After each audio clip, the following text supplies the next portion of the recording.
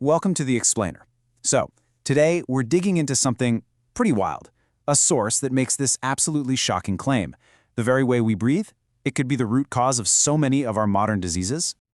All right, so let's just jump right in with a question that, honestly, it kind of messes with your head. I mean, we've all been told our entire lives to take these big, deep breaths, right? Get more oxygen. But what if that's not the full picture? What if the real key to our health is a gas we've always just thought of as, well, exhaust? So to get our heads around this, we're going to break it down into 5 key parts. We'll start by looking at how this super simple habit went so wrong. Then we'll get into why our attempts to fix things are basically like shooting the messenger. And all of that leads us to the biggest reveal, this huge misunderstanding about a gas we totally take for granted. Okay, so how on earth did something as basic as breathing become, well, a fatal habit? The source we're looking at points the finger directly at modern life. And when you think about it, it makes sense. All that chronic stress, it makes us breathe shallow and fast. Slouching over our desks all day, that literally crushes our diaphragm. We've been, without even knowing it, trained out of our natural, super efficient way of breathing. And that's creating all these problems we would never, ever think to connect back to our breath. And of course, when these breathing issues start creating symptoms, what's our first response? Well, it's often to just shoot the messenger. The source argues that instead of actually asking why our body is flashing these warning lights, modern medicine has just gotten really, really good at, well, turning them off. Yeah, the argument here is pretty stark. It's that we've kind of drifted away from a health system and ended up with a disease management system. It's a whole model built on managing chronic problems for, forever, instead of digging down and finding the real root cause.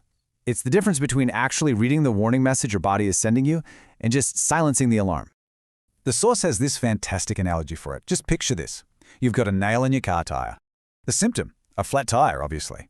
Now, you could just keep pumping it up with air every single day. That's disease management. You're dealing with the symptom, sure, but you're completely ignoring the nail, and we all know what happens eventually, right? A total blowout. And that really brings us to the core point here. I mean, what good is it to be the world's best expert at pumping up a flat tire if you never figure out how to find the nail and pull it out?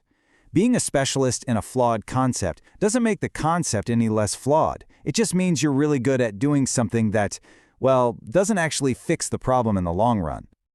Okay, and this right here, this is the big aha moment of the whole explainer. It all comes down to a gas we've been taught our whole lives is just waste, a simple byproduct. We're talking about carbon dioxide. And according to this source, that's a massive and honestly a pretty dangerous misunderstanding. You know, we're all taught this super simple story in school, right? Breathe in the good stuff, oxygen. Breathe out the bad stuff, CO2. Easy. But the reality, it's way more interesting. Think of oxygen as all the passengers on a train. Now, carbon dioxide, CO2, is the conductor. It's the one who walks through the train and tells the oxygen passengers, all right, this is your stop, time to get off and go to work in the muscles and organs. Without that conductor, the oxygen just stays on the train, riding around uselessly. And get this, because this is where it gets really wild. The air we breathe, it has almost zero CO2 in it, but our bodies need a concentration of about 6.5% to work properly. So, where does it come from? We make it ourselves. Our bodies are literally designed to produce, and this is the crucial part, hold on to just the right amount of this incredibly important gas. Right, so this perfect balance, this Goldilocks zone, actually has a scientific name. It's called eucapnia. It's that perfect level of CO2 that gives the conductor the signal to let the oxygen off the train. But here's the problem. When we're constantly over-breathing, mouth breathing, breathing too fast, we blow off way too much CO2. We fall out of that zone. The conductor never gets the signal, and so the oxygen stays trapped in our blood.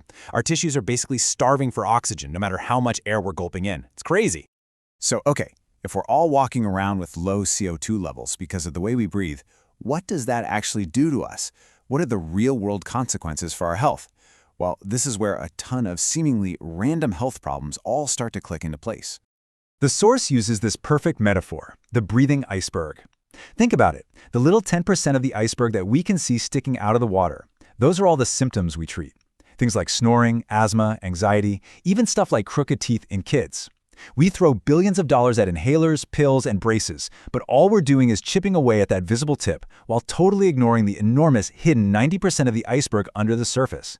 And what's that hidden part? It's the single foundational problem of dysfunctional breathing and low CO2.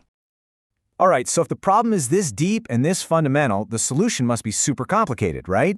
You'd think so, but according to this source, it's actually the exact opposite. The whole point isn't to learn some new, fancy breathing technique. It's to simply unlearn the bad habits that are causing the problem in the first place.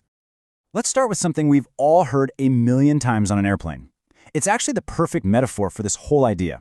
Before you can help anyone else or fix any problem out there, you have to get your own internal system back in balance first. And in this context, that means restoring your body's natural, reflexive way of breathing.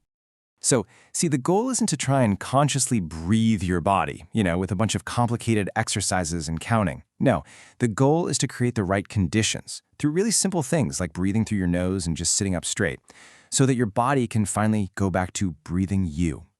It's all about getting out of the way and just trusting the incredible, intelligent system that's kept you alive your whole life. And so, we'll leave you with this one final thought to chew on. The wisdom is already in you. The biological blueprint for perfect, healthy breathing is literally built into your DNA.